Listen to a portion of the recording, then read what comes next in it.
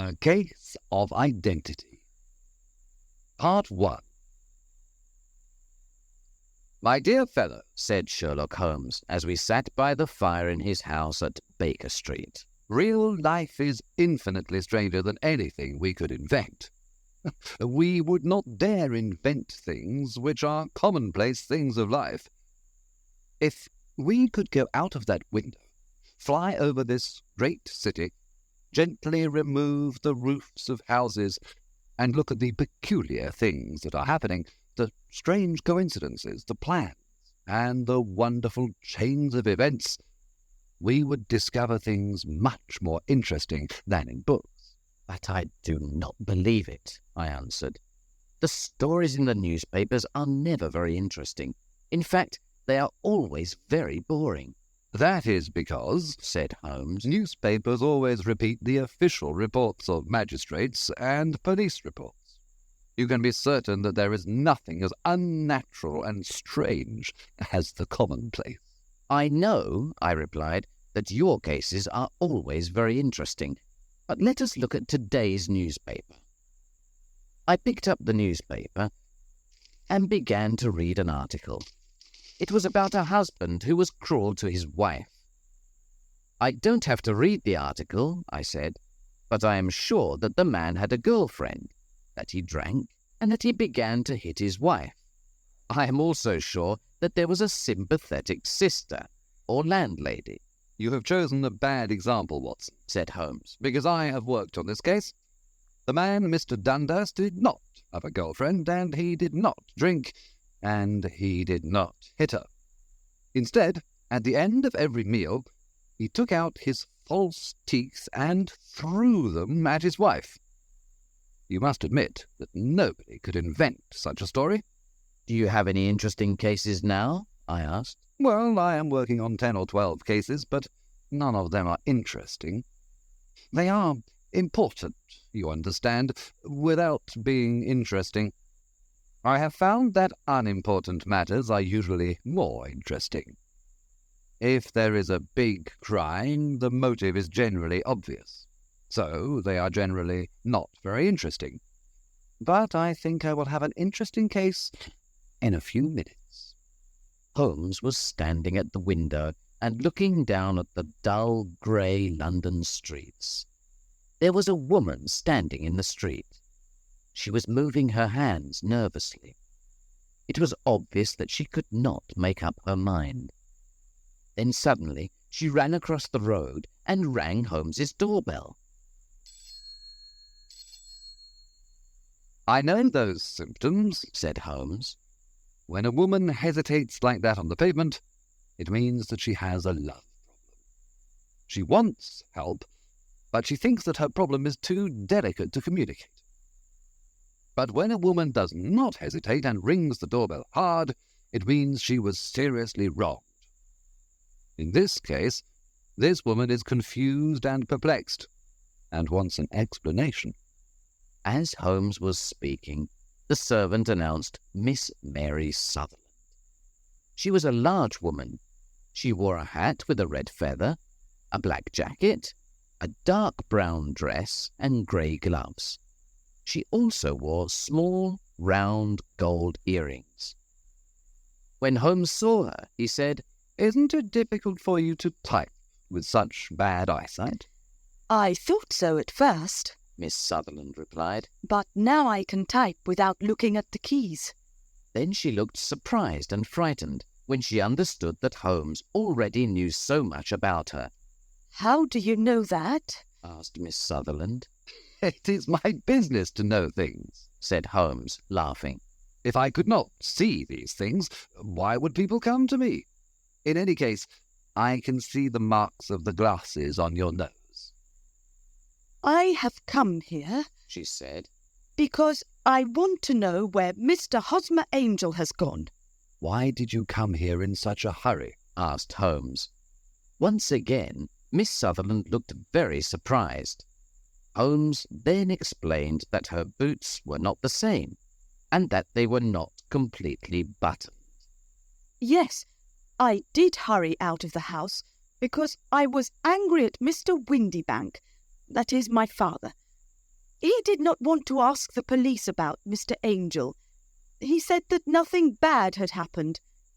This made me angry, so I came here to see you." "Your father?" said Holmes.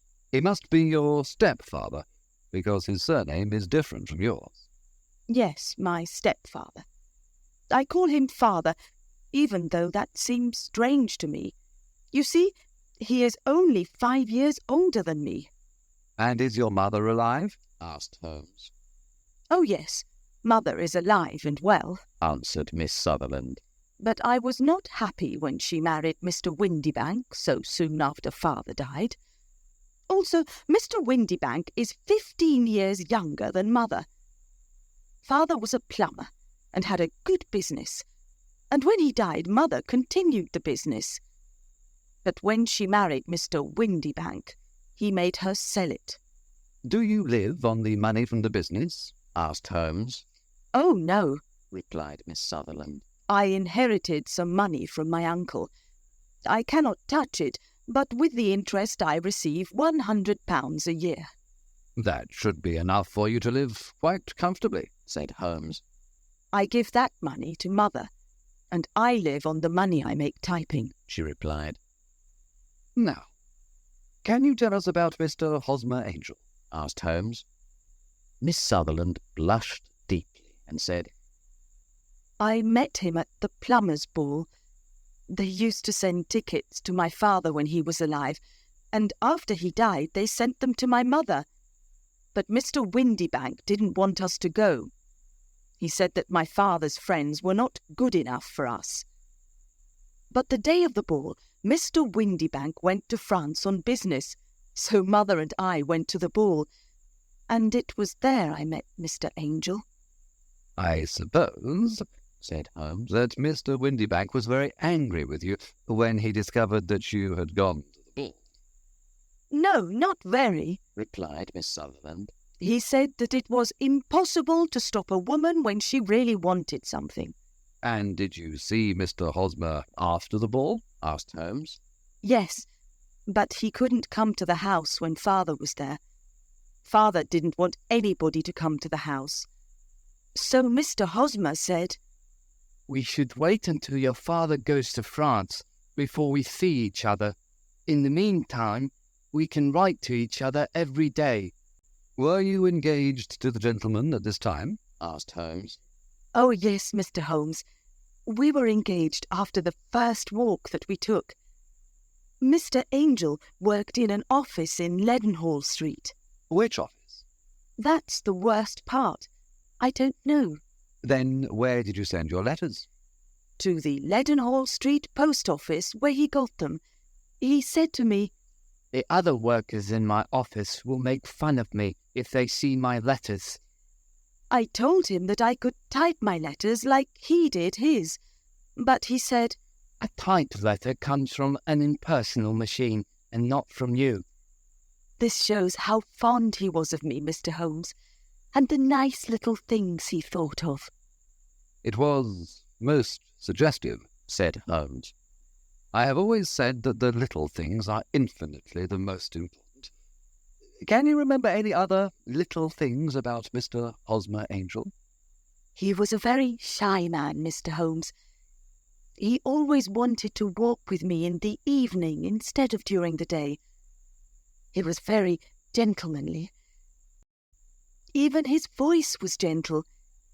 He told me that he had had a bad infection of the tonsils when he was a child, so he had to whisper. He always wore elegant clothes. His eyes were weak, just like mine, and he wore dark glasses against the sun." "Well, what happened when Mr. Windybank returned to France?" asked Holmes. "Mr. Angel came to my house and said that we should get married before father returned. He was very serious and said, "Put your hand on the Bible and promise me that you will always love me." Mother agreed with him. Mother liked him from the beginning, and liked him even more than I did. When they started talking about our getting married within the week, I asked them if I should ask father first. They said no. I, however, did not want to do anything in secret, so I wrote to father at his office in France. But the letter came back to me on the very day of the wedding. It missed him, then? Yes, sir. He had started back to England just before the letter arrived in France. That was unfortunate. Your wedding was planned, then, for the Friday of that week. Was it to be in church? Yes, sir, but very quietly. On the day of the wedding, Hosmer came in a hansom to take Mother and me to the church. But since there were two of us, Mother and I went in the hansom, and Hosmer took a cab. We got to the church first, and when the cab arrived, we waited for him to come out. But he never did. The cabman said that he could not understand what had happened to him. I think that you have been very badly treated, said Holmes. Oh, no, sir. Hosmer was too good and kind to leave so. Why, all morning before the wedding he said to me, "If anything happens to me, you must always love me. You must wait for me. I will return to you." I thought this very strange to say on the day of our wedding, but his disappearance explains everything. It certainly does, said Holmes. In your opinion, did he know that he was in danger? Yes, I think so. But do you know what the danger was? No, I don't. One more question. How did your mother react? She was angry and told me that I should never speak about him again. And your father? Did you tell him? Yes. He said, "Something terrible has happened to Hosmer, but he will return." I agree with my father. Why would Hosmer leave me? After all, there was no money involved. Hosmer did not borrow money from me, and I never put the money which I had inherited in his name. So he did not take my money and leave. Then she pulled out a handkerchief and began to cry. I will try to solve your problem, said Holmes. But don't think about it any more. Forget about Mr. Angel. Do you think that I will ever see him again? No, I'm afraid not. Then what has happened to him? You will leave the question with me. Now, I need some of Mr. Angel's letters, a good description of him, and also your father's address. I never had Mr. Angel's address, said Miss Sutherland. Here is Mr. Windybank's address. He works for a wine importer. Here is the advertisement with a description of Hosmer that I put in the newspaper, the Chronicle. Miss Sutherland then left, but before leaving she said, I will always wait for Hosmer Angel to return. Part 2. When she had left, I asked Holmes about the case. The young woman is quite interesting, but her little problem is not very difficult or unusual. Would you mind reading me the description of Hosmer Angel? I then read it to Holmes. Missing, a gentleman called Hosmer Angel. About 5'7" tall. He's strongly built with black hair, black sideboards, and moustache. He's a little bald in the centre. He wears dark glasses, and he's got a speech defect. He has got a sallow complexion. He was wearing a black coat, black waistcoat, grey trousers, and brown boots. Please contact Miss Sutherland, etc., etc. That is enough, said Holmes. Now, look at these letters, which Hosmer wrote to her. Ha! What do you see? They are typed, I said. Not only that, but the signature is typed too. The point about the signature is very suggestive. In fact, we can call it conclusive. Of what? My dear fellow, Can't you see how important this fact is to the case? No, I can't, I replied. Unless Hosmer didn't sign his letters because he didn't want to be legally responsible for what he promised. No, that was not the point, said Holmes. But now I will write 2 letters which will solve this mystery. One of the letters is to Mr. Windybank's firm in the city. The other one will be to Mr. Windybank himself, to ask him to come here to meet us tomorrow evening at 6 o'clock. A few minutes before 6 the next day, I returned to Baker Street. When I walked in, Holmes was doing chemistry experiments. "Well, have you solved it?" I said as I walked into the room. Yes, it was the bisulfate of baryta. "No, Miss Sutherland's mystery," I cried. Oh, that. I thought you were asking me about the chemistry experiment. There was never any mystery in the matter. The only problem is that the scoundrel did not do anything illegal, so he can't be punished. Who was Hosmer Angel, and why did he abandon Miss Sutherland? But Holmes did not have time to answer me, because just then we heard someone knock at the door, and then someone walking towards Holmes's room. This is the girl's stepfather. He wrote to me to say that he was coming, said Holmes. The man who entered the room was a strongly built fellow without sideboards or moustache, with a sallow complexion, and he looked at us with a pair of penetrating grey eyes. He was wearing a black top hat. Good evening, Mr. James Windybank, said Holmes. I believe this is the typed letter that you wrote to me to say that you were coming here. Yes, sir. I am sorry that Miss Sutherland has troubled you about this little problem. Also, I don't like other people knowing about our family misfortune. Anyway, I don't think that you will ever find this Hosmer Angel. On the contrary, said Holmes quietly, I'm almost certain that I will find him. Mr. Windybank started violently and dropped his gloves. I am happy to hear that, he said. It is a curious thing, remarked Holmes, that a typewriter is just as distinctive as a man's handwriting.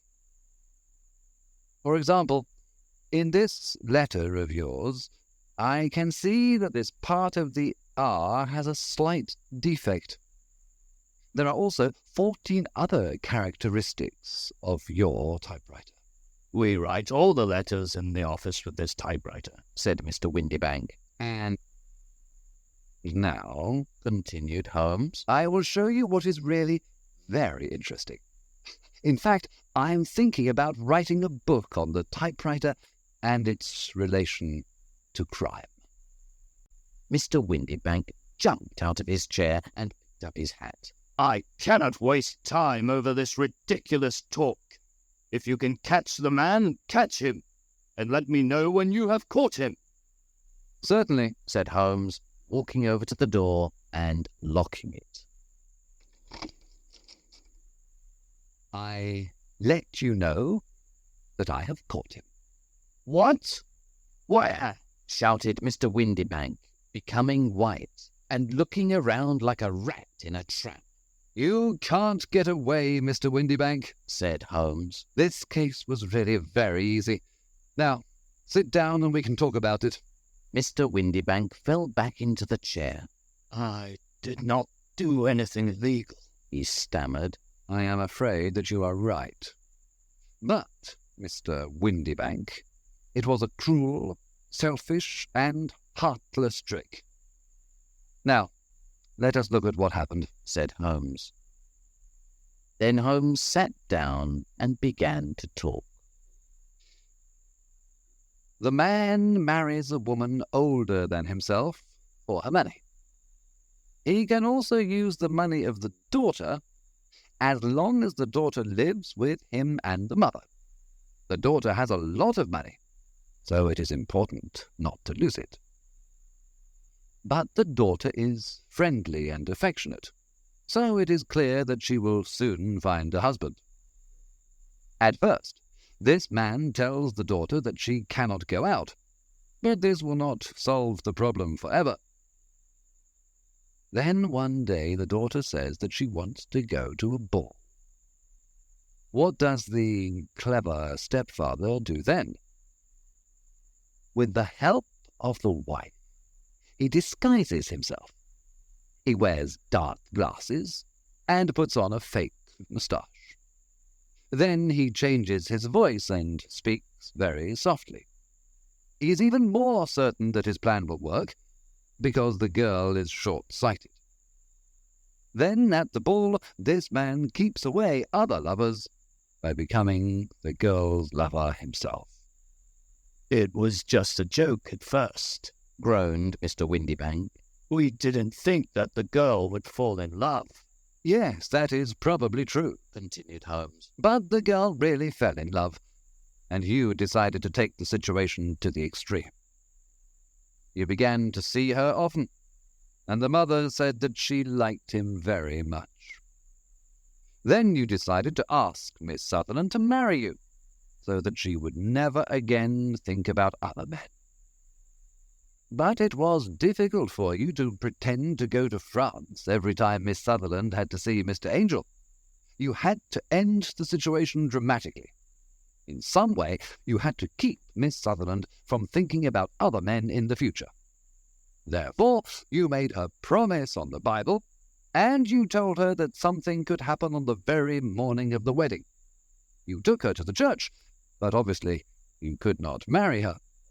You disappeared by using the old trick of entering one door of a cab and walking out the other. I think this is the chain of events, Mr. Windybank. "Yes, maybe that is true," replied Mr. Windybank. "but I did not do anything illegal. And now you are breaking the law because you will not let me leave this room." You are right. You did not do anything illegal, said Holmes, as he unlocked and opened the door.